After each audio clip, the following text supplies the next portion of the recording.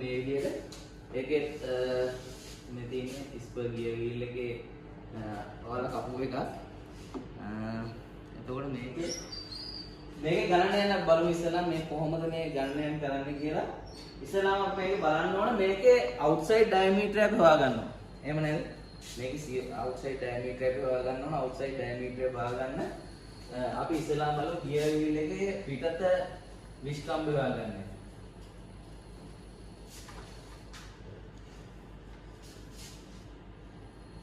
සූත්‍රයක් තියෙනවා. මොකක්ද සූත්‍රය? දවල් ගන්න කියන්නේ දන්නේවත් කියන්නේ නැහැ.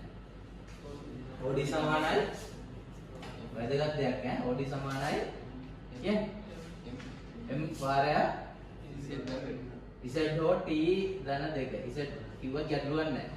t z ඔක්කොම මේ දැටි ගන්න තමයි කියන්නේ. right? මෙන්න මේක තමයි මේකේ පිටත ඩයමීටරේ හොයන සූත්‍රය.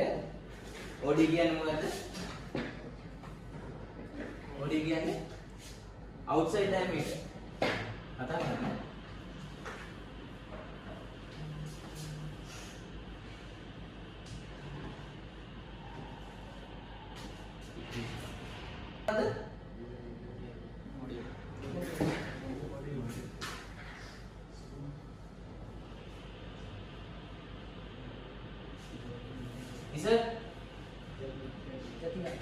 මේක t කියලාත් ගන්නවා n කියලාත් ගන්නවා z කියලාත් ගන්නවා මේ මොනම ආකාරයෙන් ගත්තත් මේකෙන් දෙති ගන්න. හරි t කියලා ගත්තත් n කියලා ගත්තත් z කියලා ගත්තත් මේ තුනම එන්නේ ගැටි සංඛ්‍යාව. හරි